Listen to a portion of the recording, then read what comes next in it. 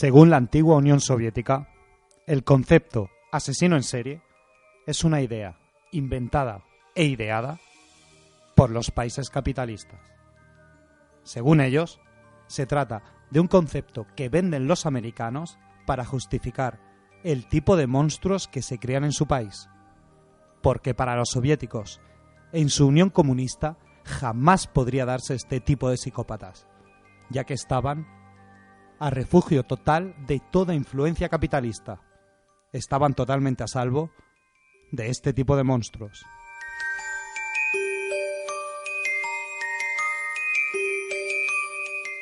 Y esto fue el mayor error que pudo cometer la policía rusa, dando rienda suelta durante muchos años a un asesino en serie. El más sanguinario que ha dado la historia de Rusia. No se estableció un perfil para ayudar a su captura. Nuestro protagonista de hoy no solo rapta, viola y asesina. Su mayor placer reside en comerse a sus víctimas. Todo un depravado y caníbal que campó a sus anchas durante más de 10 años. Hoy hablamos de Andrei Romanievich Chikatilo.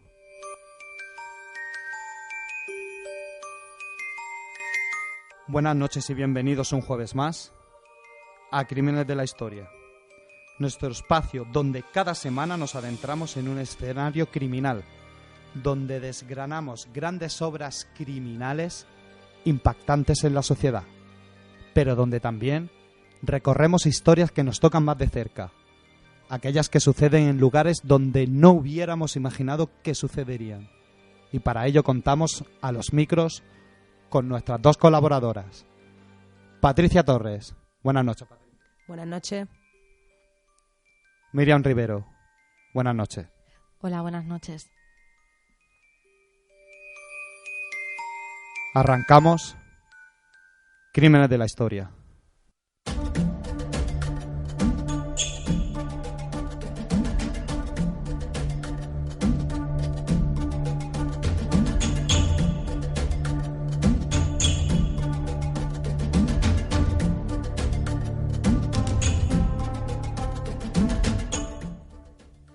Minutos antes del tiro de gracia, hizo una petición. Pide que después de su inminente ejecución conserven intacto su cerebro, para posteriormente poder estudiarlo, para saber qué mecanismos le impulsaron a actuar así, para que no volviera a ver uno como él. ¿Por qué este hecho fue tan importante, Miriam? Es sorprendente que muchas instituciones psicológicas se interesaran por el cerebro de esta bestia. Todos querían hacerse con él, porque todos querían saber cómo funcionaba ese cerebro tan cruel y tan devastador. Así que, sin duda alguna, fue el mayor asesino en serie de Rusia y todo el continente europeo. Estamos hablando de Andrei Romanovich Chikatilo. Andrei Romanievich Chikatilo, también conocido como el carnicero de Rostov. Nace en Yablukne, antigua Unión Soviética. Estamos hablando de la actual Ucrania, un 16 de octubre de 1936. Andrei nace y se cría en uno de los ambientes sociales comunistas más extremos. Vive en una aldea del Imperio Comunista Soviético y su infancia se ve marcada por dos razones muy importantes. La primera es que se cría en un mundo de hambruna extrema, en la Rusia de la Segunda Guerra Mundial, donde los pueblos son arrasados por esas hambrunas que en pleno siglo XX azotarían a gran parte del Imperio Soviético y donde el ojo, al dato José, se llegó al extremo incluso del canibalismo. Está claro, en los años 30, en antigua Unión Soviética, sobre todo en el año 32, hubo una gran crisis, se perdieron toda la parte de cultivo del grano de esa zona y en las zonas más rurales la gente realmente moría de hambre, Miriam. Así es, eso yo creo que provocó, ¿no?, esa situación tan complicada y llegar a esos extremos que no fueron hace tantos años y que a día de hoy pues no nos podríamos imaginar que pasara.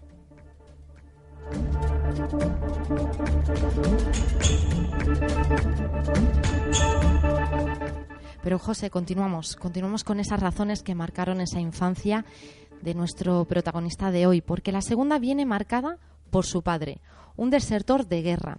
Nada, absolutamente nada podía haber peor que un desertor de guerra. Estos eran repudiados por la sociedad comandada por Stalin. Por ello, Andrei sufre una niñez de violencia y hay un hecho que marca su futuro psicópata.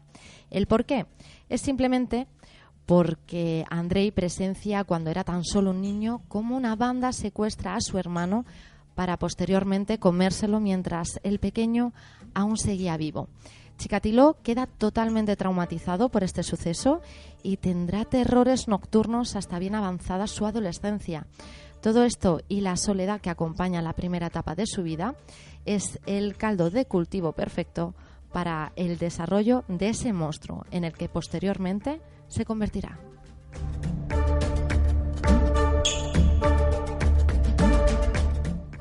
Es un niño muy introvertido.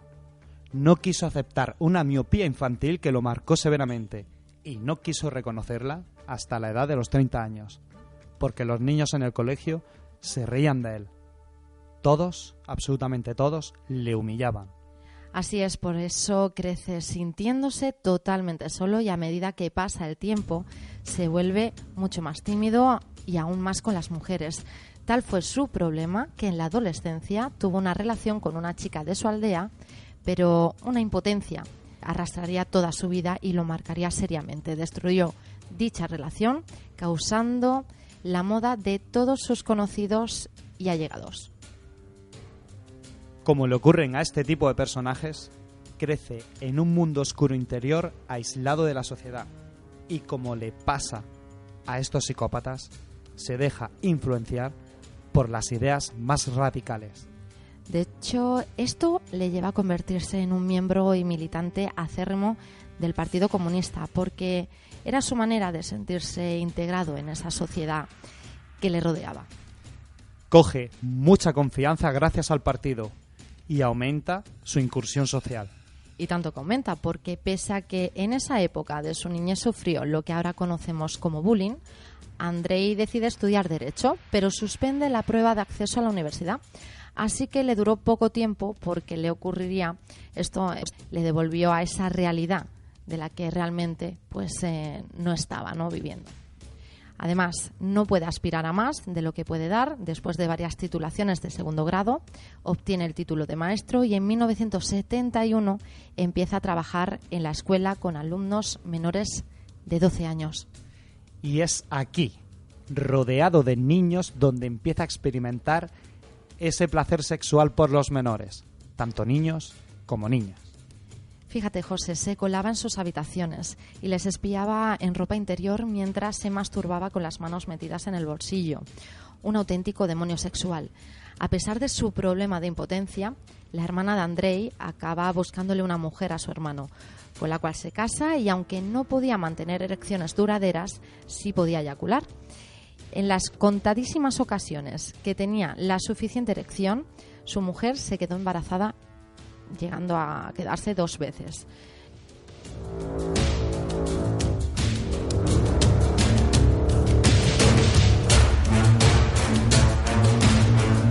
Como muchos psicópatas, Chikatilo es un padre ejemplar de 2 hijos, un marido totalmente sumiso a su mujer y un respetado miembro del Partido Comunista. No hay psicópata que no se libre de estas virtudes de cara a la sociedad, es verdad, José.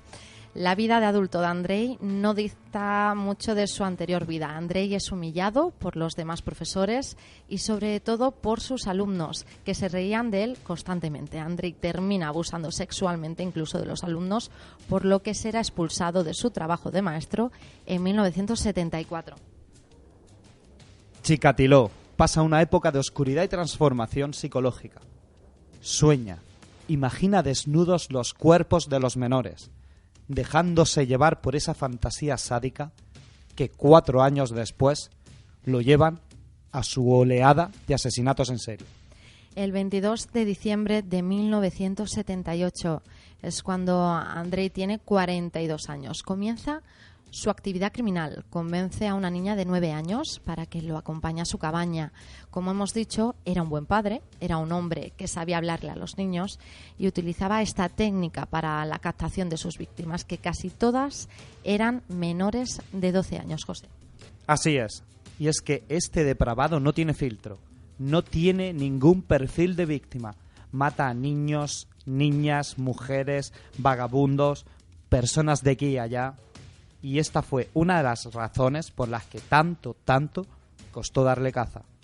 Una vez en la cabaña, Andrei desvistió a la niña, que sin querer se hizo un rasguño del cual empezó a manar sangre.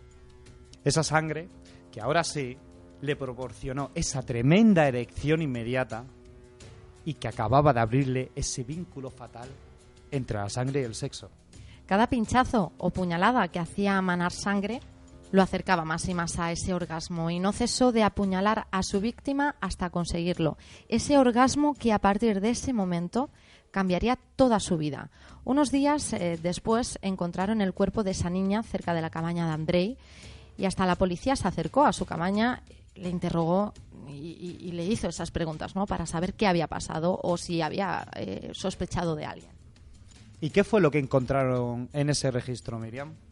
Pues hallaron sangre, pero al no poder determinar si era sangre de la víctima o no, y al no haber más pruebas en su contra, acabaron culpando a un antiguo sospechoso, violador, que vivía por la zona, y entonces, de esta forma, Andrei se salvó. Que la policía le hubiera detenido e interrogado, y que hubieran registrado su cabaña, y que en su primer acto criminal casi lo cacen, le dio un tiempo de enfriamiento de 3 años. Porque, por así decirlo, Andrei se asustó, ¿no?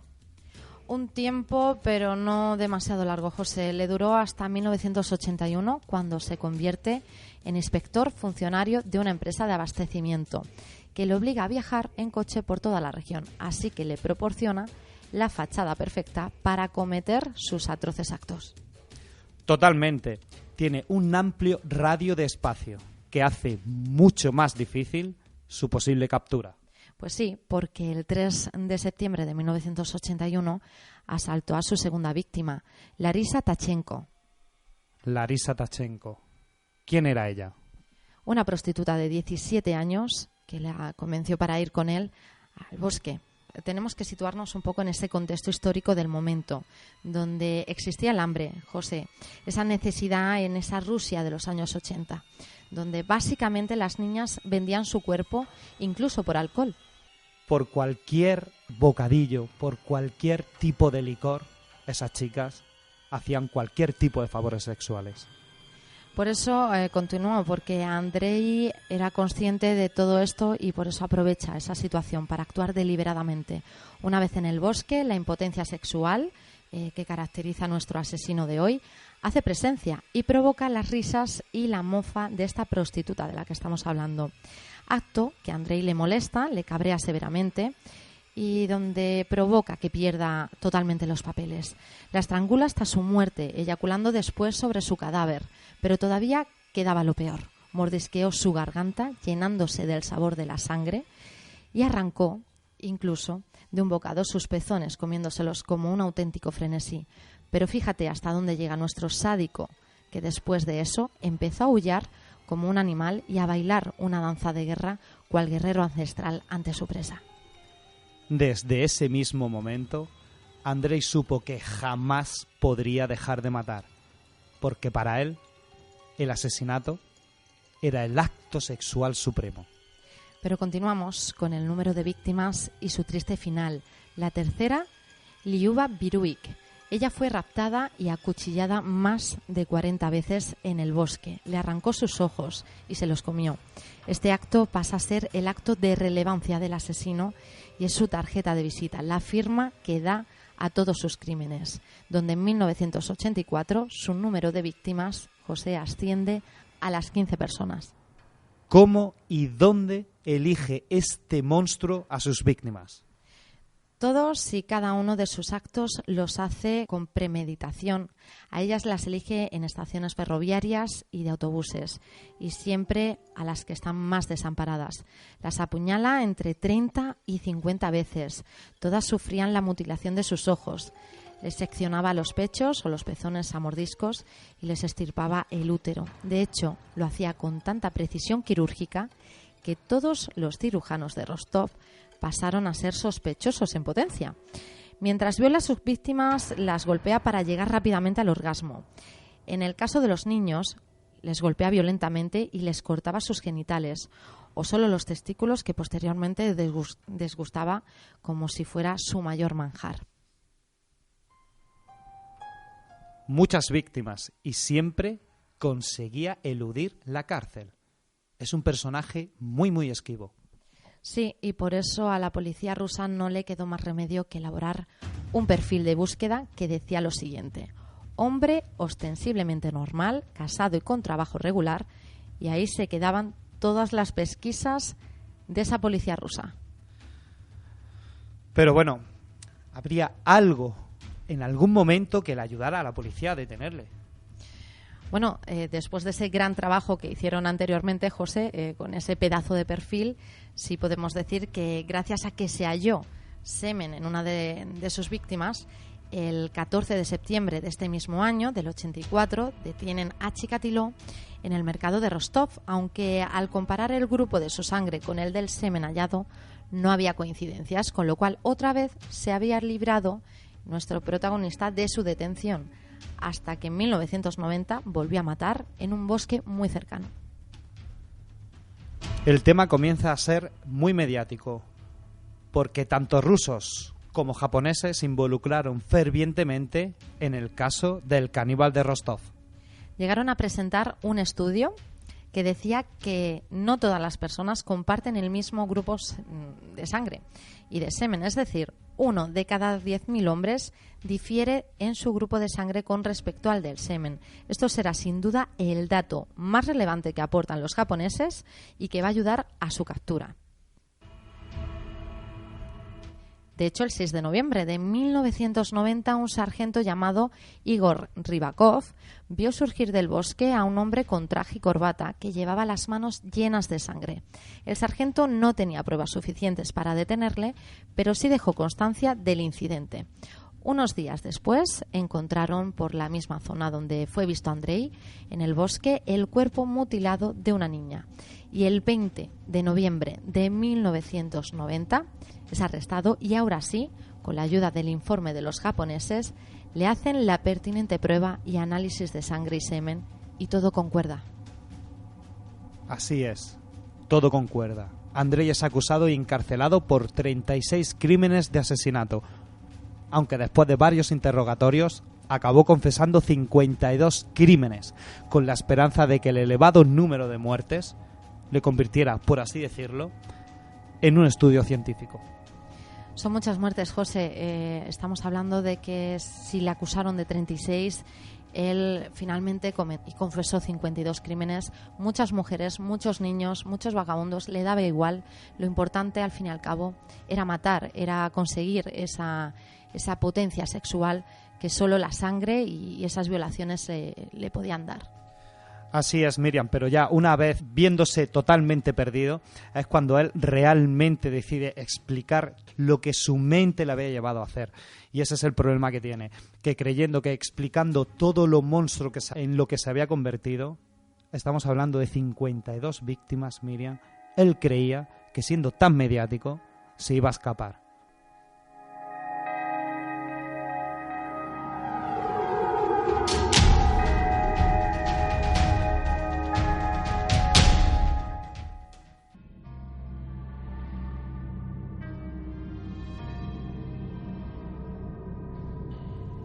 Me detuvieron el 20 de noviembre de 1990 y he permanecido bajo custodia desde entonces.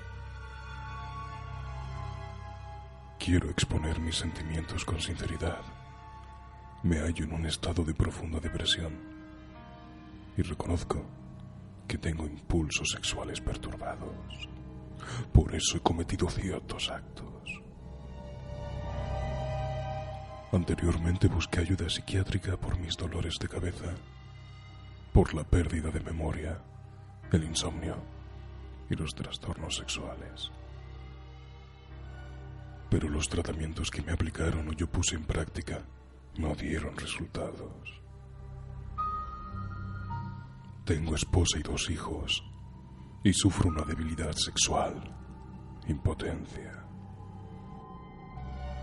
No me daba cuenta de que me tocaba los genitales a menudo y solo me lo dijeron más tarde. Me siento humillado. La gente se burla de mí en el trabajo y en otras situaciones. Me he sentido degradado desde la infancia y siempre he sufrido. En mi época escolar estaba hinchado a causa del hambre e iba vestido con harapos. Todo el mundo se metía conmigo. En la escuela estudiaba con tanta intensidad que a veces perdía la conciencia y me desmayaba. Soy un graduado universitario. Quería demostrar mi valía en el trabajo y me entregué a él por completo.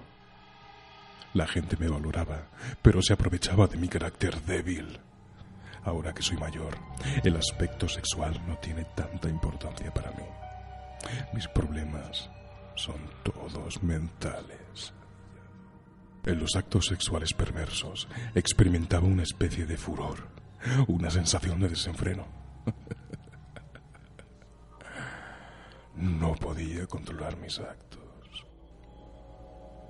Lo que hice no fue por el placer sexual, sino porque me proporcionaba cierta paz de mente y de alma durante largos periodos, sobre todo después de contemplar todo tipo de películas sexuales. Lo que hice, lo hice después de mirar los vídeos de actos sexuales perversos, crueldades y horrores.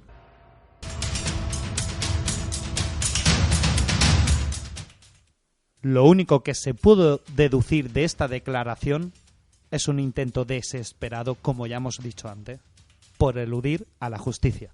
De hecho, intenta buscar otra salida por tratar de eludir a esa justicia, como dices, José. Busca incluso que le llamen que es un enfermo mental.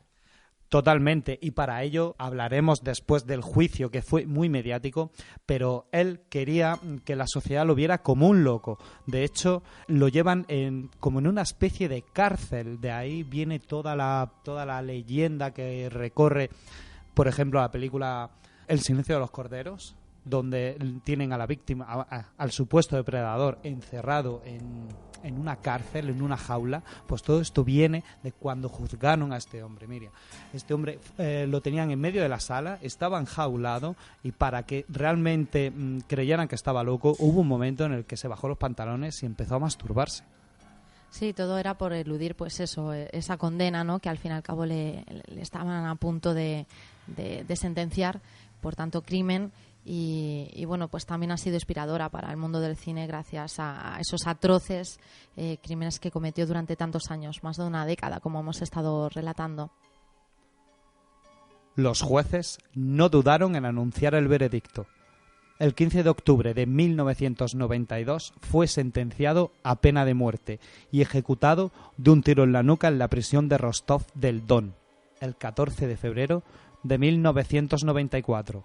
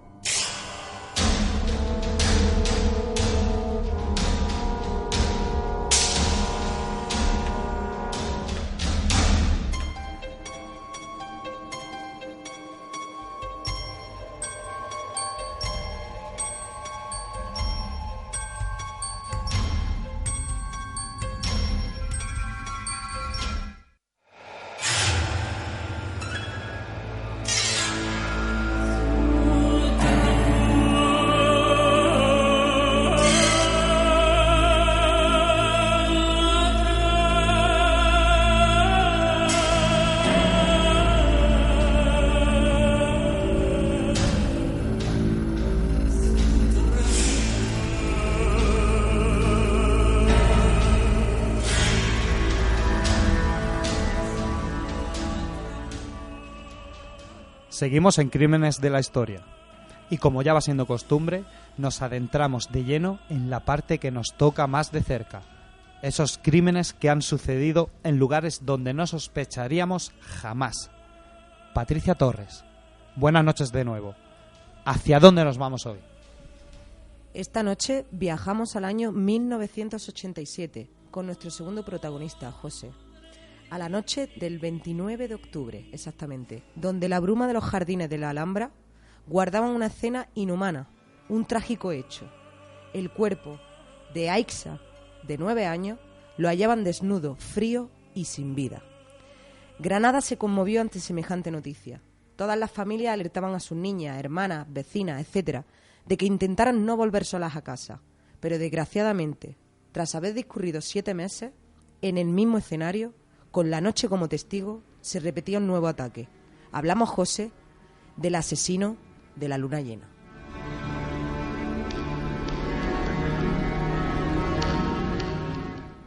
Este individuo actuaba de noche y elegía como víctima a niñas de entre 11 y 14 años. Después del hallazgo de Aixa, la policía quedó estremecida y tras seguir con rigor pista tras pista, esperar a que simplemente hubiese sido un atroz acto que quedaría en la memoria de muchos, porque una cosa estaba clara, José. Estaban tras una bestia de la noche que volvería a atacar nuevamente. Y así fue. Y es que, como relataba anteriormente, 7 meses más tarde, nuestra bestia nocturna volvía a cazar. Pero esta vez, el destino o la suerte quisieron que Susana sobreviviera. Y gracias a su testimonio, ayudó a la captura del asesino de la luna llena, o el violador de la Alhambra, como también se le llamaba por aquel entonces.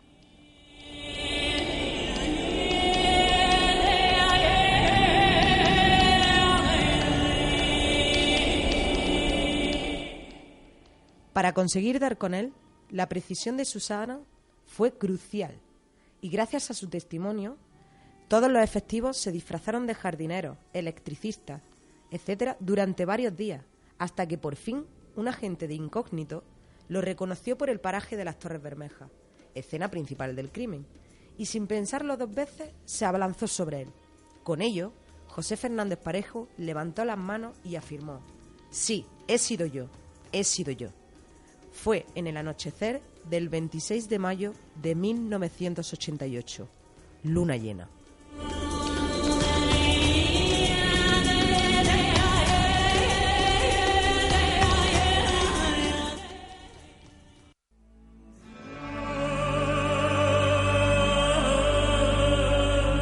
¿Cómo actuaba este depredador? Pues fíjate, José, su modus operandi era el siguiente. Elegía a sus víctimas sabiendo que eran inofensivas para él. Las abordaba a la altura de Gran Capitán y a punto de navaja las obligaba a caminar o acompañarle hasta los jardines de la Alhambra. En el caso de su primera víctima, Aixa se disponía a ir a comprar una cartulina para un trabajo de clase y nunca volvió. Según declaraciones, José Fernández la abordó en su mismo portal, amenazándola para que no gritase y no dijese nada. Más tarde, según fuentes, cogieron un taxi en camino de Ronda, el cual los dejaría al pie de la Cuesta Gomérez, y una vez solo, José Fernández agarró a la niña del cuello y, sin dejar de apuntarla con dicha navaja, la instigó hacia un paraje solitario al pie de las Torres Bermejas. Allí le ordenó que se desnudara, pero no la violó, como sí hizo con su segunda víctima, debido a la desproporción de los órganos sexuales de la niña o de él. Pese a ello, sí la obligó a practicarle felaciones y finalmente quitarle la vida. Estas fueron sus declaraciones en el juicio.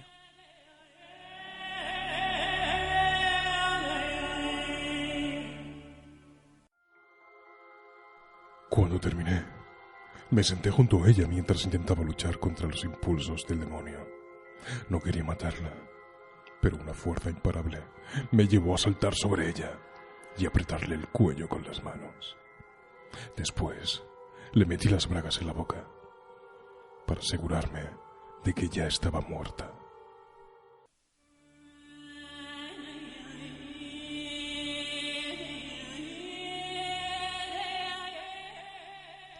El ataque a Susana, su segunda víctima, fue efectuado no muy lejos. El 28 de abril de 1988, José Fernández abordó a su presa en la calle Martínez de la Rosa, donde, de nuevamente, a punta de navaja, se la llevó por las calles de Granada, esta vez a pie, calle tras calle, hasta su idílico escenario donde pretendía apuntarse otro tanto a su macabra lista. Llegó a preguntarle a Susana, incluso hasta por su virginidad, o si tenía pareja. Todo ello bajo un velo de miedo y tortura psicológica. Tras pasarle la navaja por su cuerpo desnudo, intentó penetrarla, pero no pudo. Ya fuese por falta de erección o desproporciones, nunca se llega a saber con claridad. Una vez que terminó, la agarró por el cuello hasta que perdió el conocimiento.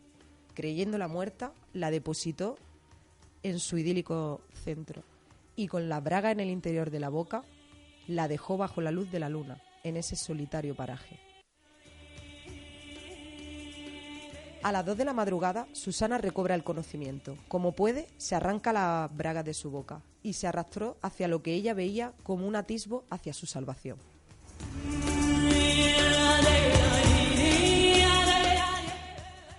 ¿Cómo fue ese juicio? La condena. ¿Y qué sabemos de José Fernández Pareja?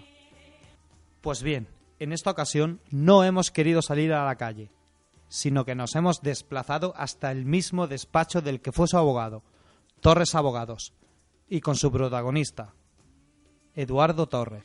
Así es, hemos estado con el defensor de nuestro asesino de la luna llena, Eduardo Torres, y hemos querido saber desde primera línea cómo vivió él este caso, cómo fue llegado a sus manos y sobre todo pues cómo lo ejecutó, cómo lo trabajó.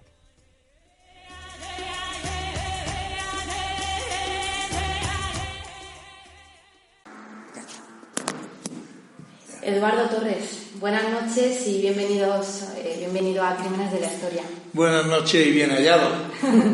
Pues Eduardo, principalmente el motivo del por qué estamos aquí es porque fuiste el abogado defensor del asesino de la luna, también conocido en los años 80 como el violador de la Alhambra, José Fernández Pareja, y nos gustaría contar un poco esa historia desde tu percepción como abogado, ¿no? ¿Cómo fue ese nombramiento por parte tuya para que fueras su letrado? Bueno, pues realmente yo entonces era miembro de la Junta de Gobierno del Colegio de Abogados de Granada, era el diputado 11, y cuando, en el caso de José Fernández Pareja, es que no consiguió abogado de pago que quisiera defenderlo. Y entonces, porque este era solvente económicamente, es decir, este tenía posibles para poderse haber contratado algún abogado privado, pero en ese tiempo no encontró ninguno. El crimen fue tan horrendo y tan espeluznante que no había quien quisiera jugarse su prestigio, ¿no?, profesional. Y entonces se le nombraron de oficio, pero los de oficio fueron renunciando, o sea, uno detrás de otro, por ser contrario a él, es decir, por mil razones que aducían.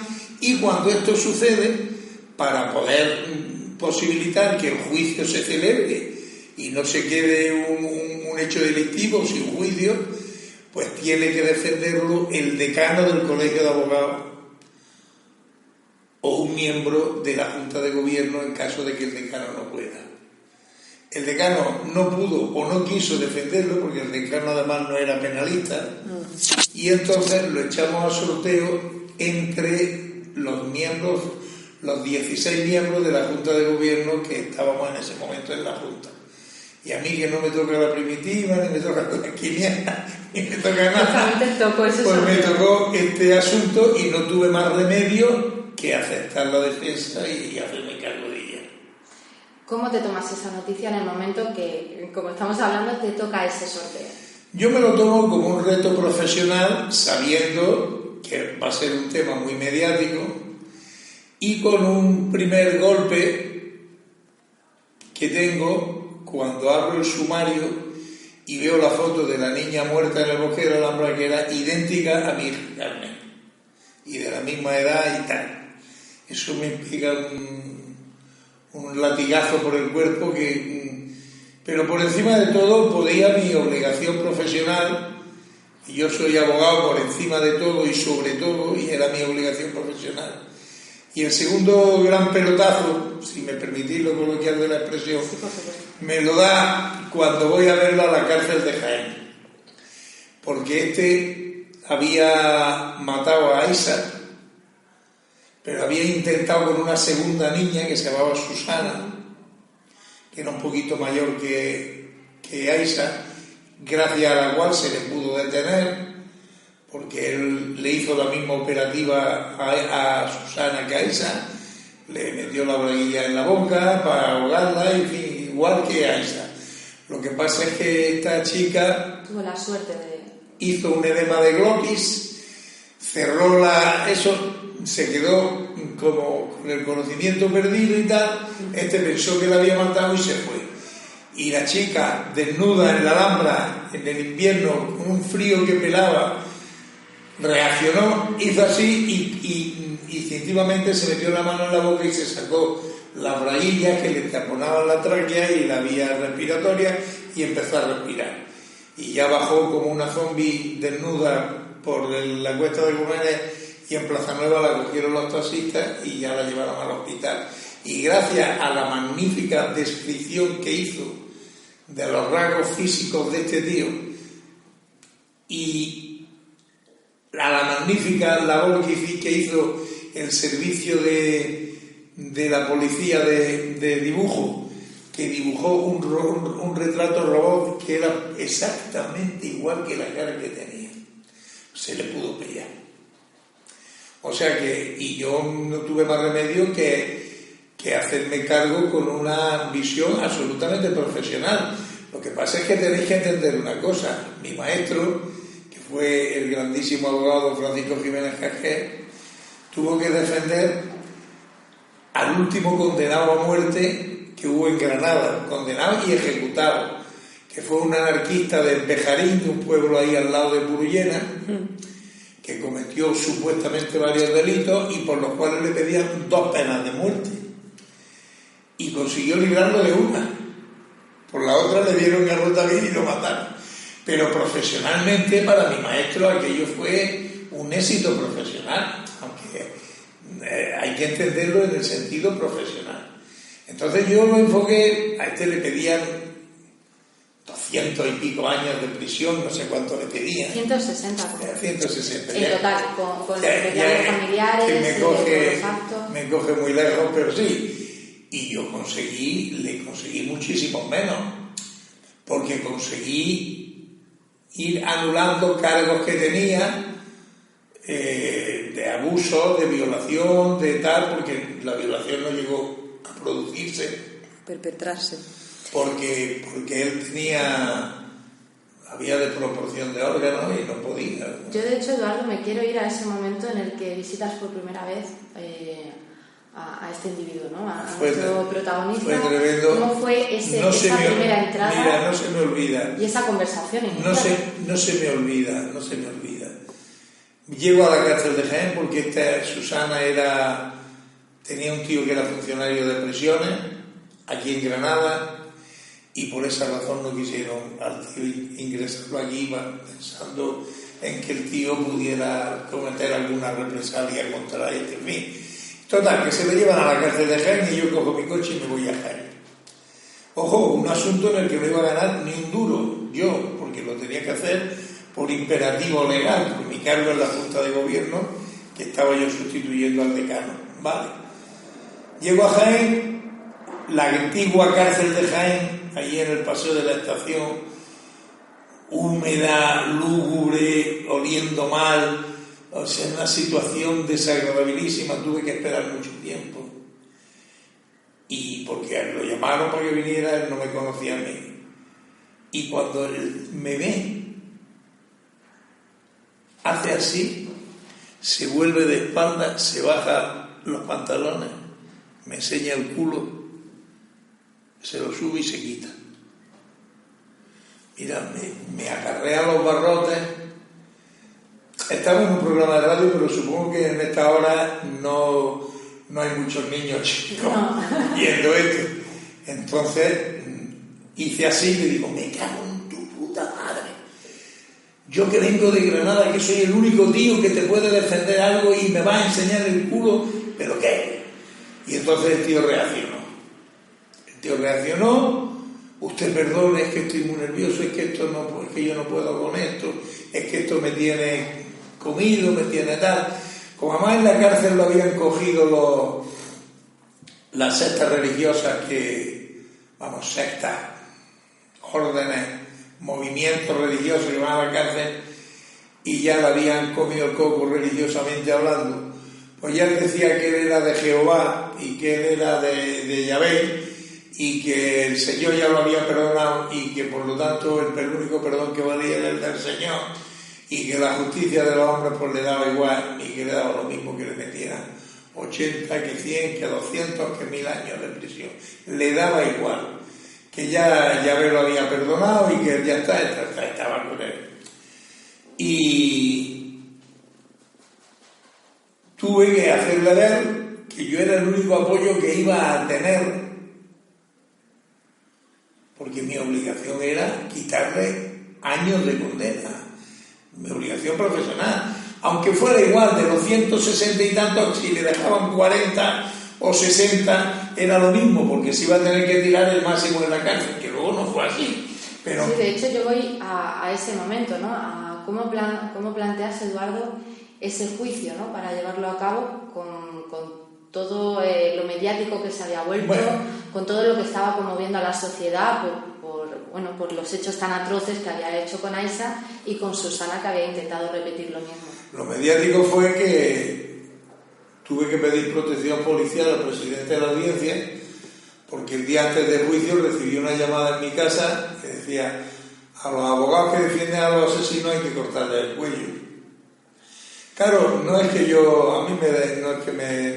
pero lo pensé y digo, a ver si un loco o algún familiar se me tira cuando me vea entrando en la audiencia. Total, que hablé con el presidente de la audiencia y me metieron por una puerta que hay arriba, cuando llega a la audiencia, en la callecilla de Torre Bermeja, subiendo hacia arriba, una puerta empedrada que hay, allí tiene una puerta a la audiencia y por ahí me metieron, y ya una sala, y allí ya salí yo con mi toga puesto y no anduve por los pasillos mezclándole con la gente y tal. Pues fíjate con qué, pero yo estaba seguro que ahí había desde el punto de vista del fiscal y de las acusaciones particulares, había un deseo de que al tío le metieran lo que le correspondía y lo que no le correspondía. Y yo conseguí quitarle un delito de violación, uno de abuso, un asesinato por homicidio. Porque se le habían... ahí era donde iba yo, ese momento en el que, Eduardo, trabajas en el caso. Claro, trabajo en el caso desde el punto de vista técnico y con esas visitas que y con las pruebas que hay, pero con una salvedad, que yo en mi cabeza no cabía que esta monstruosidad se hiciese por una persona que tuviese en su sano juicio. Es decir, yo admito que un tío vea a una tía despampanante y diga, lo voy a violar, yo qué sé, entre adultos y cosas de este tipo. No es que lo justifique ni lo comprenda, digo que en mi cabeza admito que eso es posible. Pero en una niña pequeña, que un tío haga eso. Yo le propuse al tío hacer unas pruebas psicológicas, psiquiátricas, y el tío se negó. Sin embargo, el juez instructor del caso se preocupó muy mucho de que al día siguiente de detenerlo y llevarlo allí, se hizo un informe médico diciendo que el tío estaba perfectamente y que no estaba, y que era totalmente imputable y que no tenía ningún padecimiento mental. O sea, él, por ejemplo, en declaraciones sí admite que le estaba poseyendo el demonio y era el que le obligaba a hacer eso. Pero eso fue después de que aparece, ya detenido, aparece la historia del demonio y el maligno y no sé cuánto, y Yahvé me ha salvado, el tema religioso. Sí, o sea que eso fue posterior. Mi impresión es que el tema era un tema absolutamente psicológico. Y yo me fui a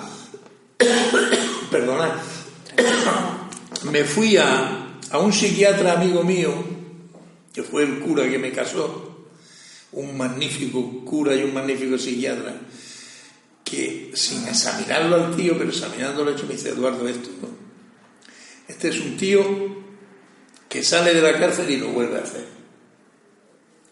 Por eso yo en la cárcel, o sea, en mi informe en el juicio dije que no era importante 50 años, 60, 120, que lo importante es que lo metieran en un hospital psiquiátrico, porque volvería y que cuando un médico certificara que estaba curado, que saliera, y ya está. Pero claro, ahí la sociedad esperaba una condena de un taco de años y ya está, eso es lo que pasó. Bueno, de hecho, al final sí es verdad que fue una condena bastante larga, pero sin embargo cumplió muy pocos años, solo 16. Sí, y actualmente por ahí en otra ciudad. Por ahí andará. Pues eso, 16 años de condena, tan solo un año de libertad condicional después de esos 16 años, y solo 6 años sin poder visitar lo que es la ciudad de Granada. Actualmente puede venir a visitar a su familia y según fuentes ha venido hasta aquí en alguna ocasión. Entonces, ¿cómo podemos valorar, bueno, en este caso de tu mano, Eduardo, que se imponga una pena tan amplia y sin embargo se cumpla tan poco? Bueno, esos son juegos de la justicia y de la política penitenciaria y de la redención de penas por el trabajo y de por qué estas cosas suceden. Yo sé que él en la cárcel ha tenido un comportamiento buenísimo, y claro, los beneficios penitenciarios le corresponden a todos, a los narcotraficantes, a los asesinos, a los drogadictos, a los malversadores y a los abusadores, es decir, y por esa razón él salió en cuanto pudo salir con el cómputo de plazos que penitenciariamente estaba establecido. Desgraciadamente es así.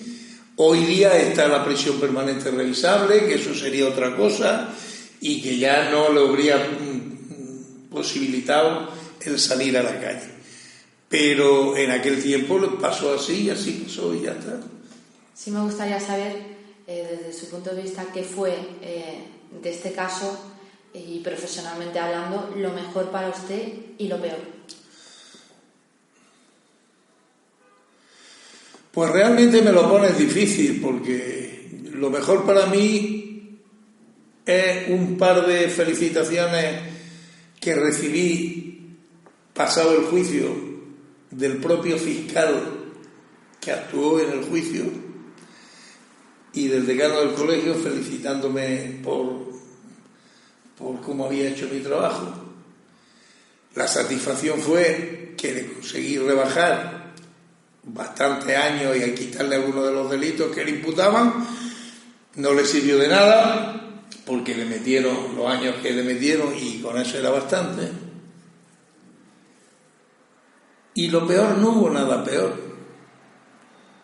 Lo peor fue comprobar que la maldad humana y hasta dónde es capaz de llegar una mente retorcida y perversa. Yo os decía antes que este caso para mí era un tema psicológico.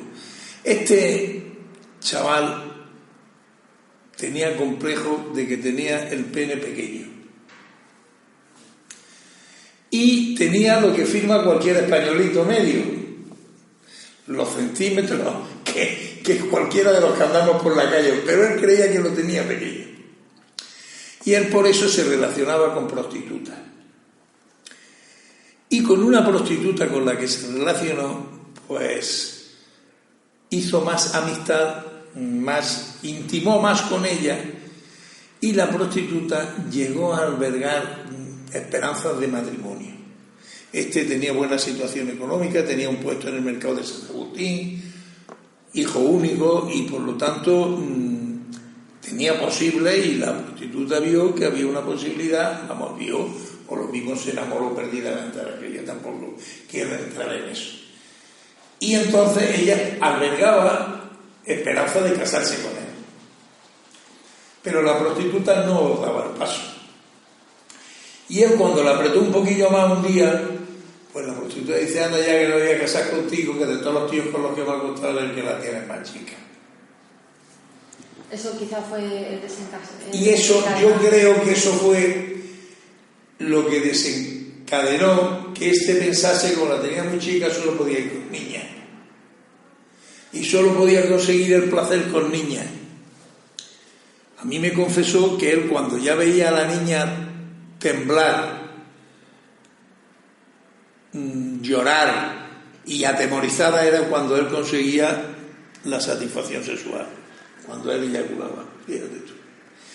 Y porque claro, habrá que ver con cuántas lo intentó antes o lo hizo.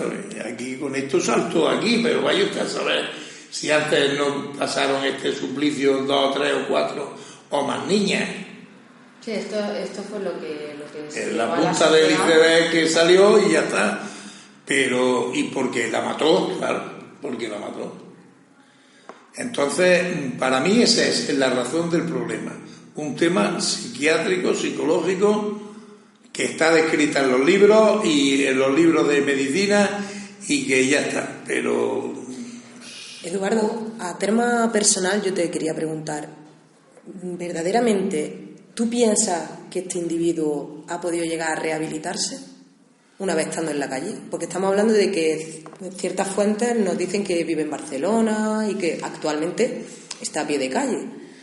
Yo no creo que esté rehabilitado, salvo que haya tenido una terapia que le haya sacado de la cabeza su complejo de pene pequeño y de que es un tío normal, que puede hacer lo normal con cualquier mujer y ya está.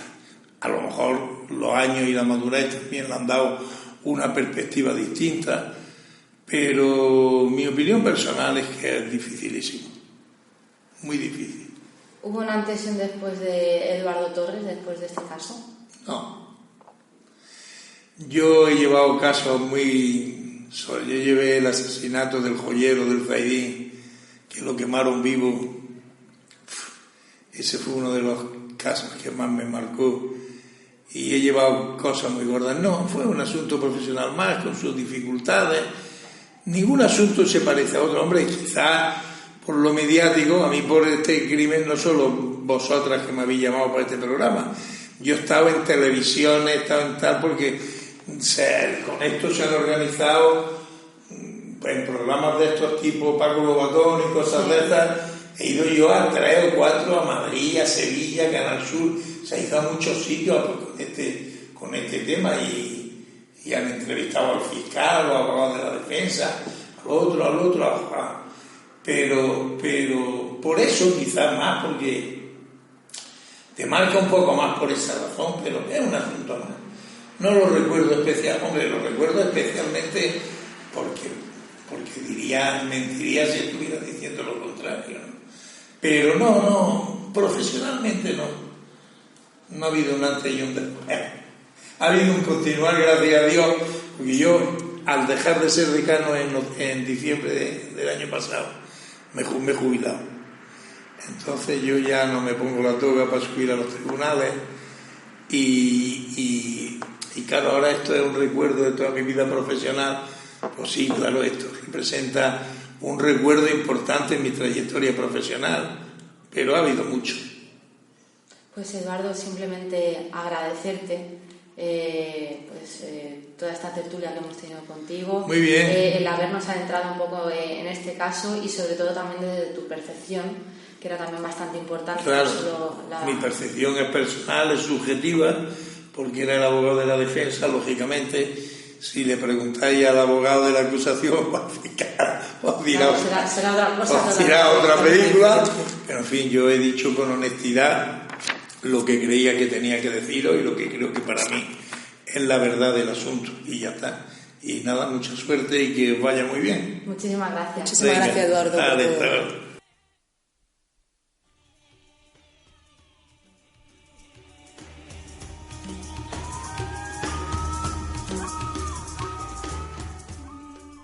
Pues estas eran las declaraciones de Eduardo Torres, el defensor de nuestro asesino de la Luna.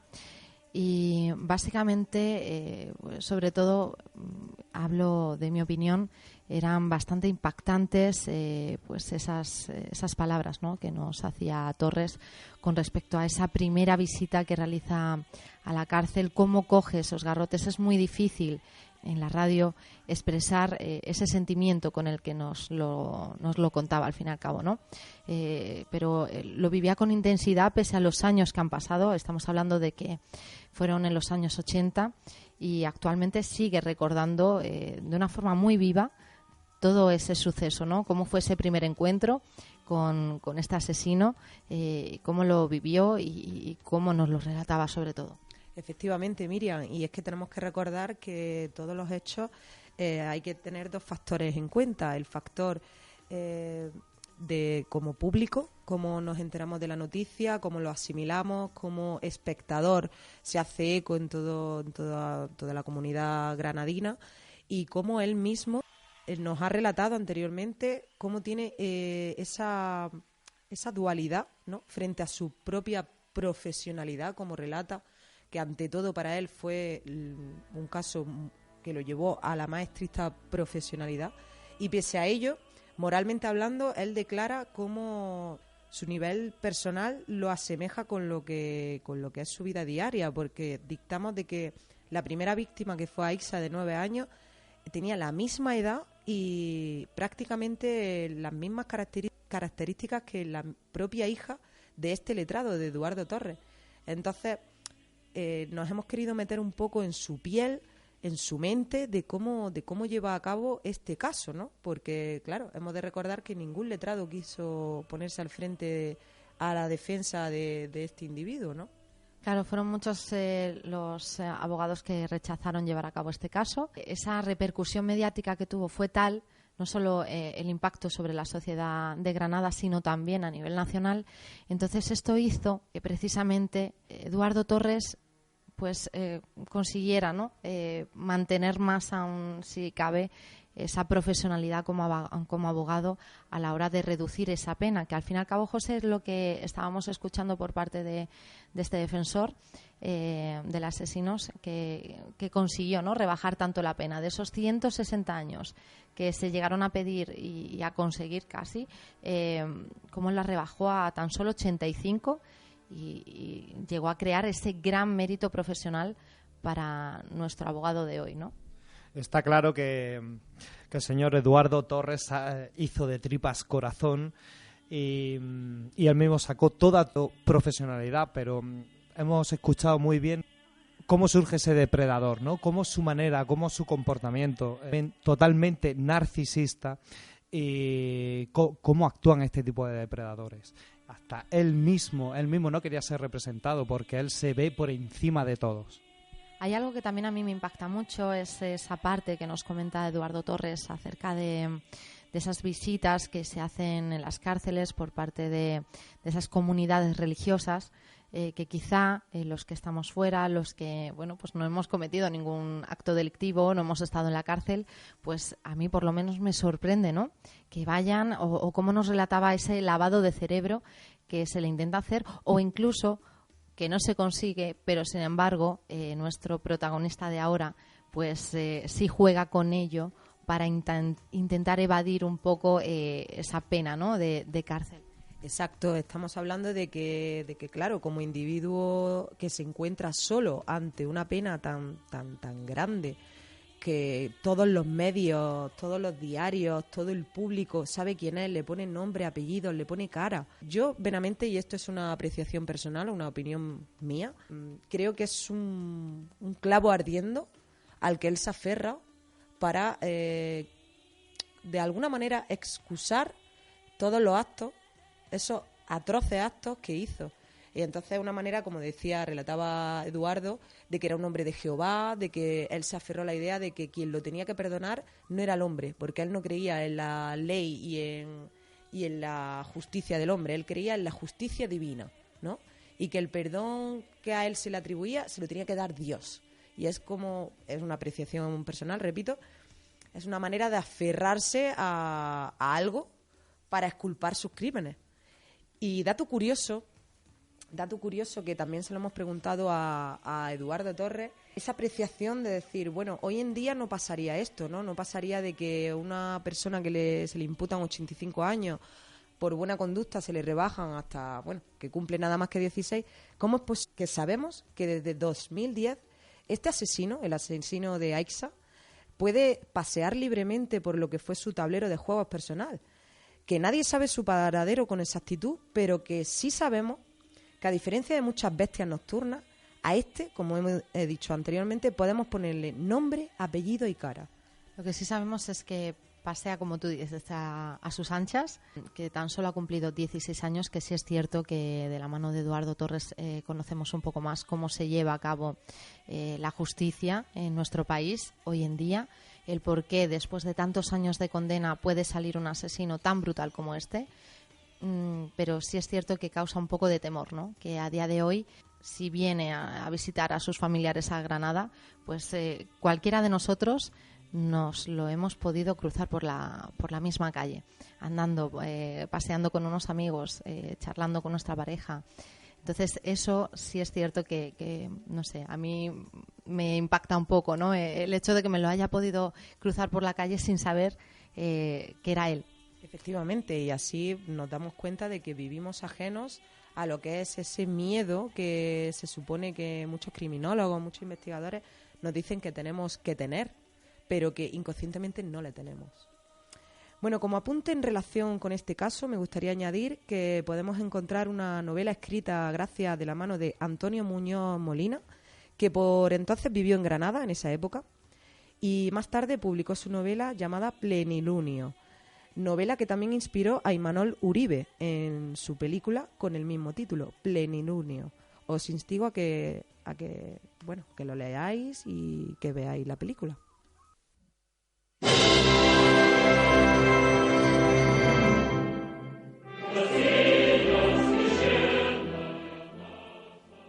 Y hasta aquí nuestro tercer episodio de Crímenes de la Historia. Volvemos, como cada semana, el próximo jueves a las 10 de la noche. Hoy hemos hablado de un criminal criado en la antigua Unión Soviética. Con el himno de su país, os dejamos. Buenas noches.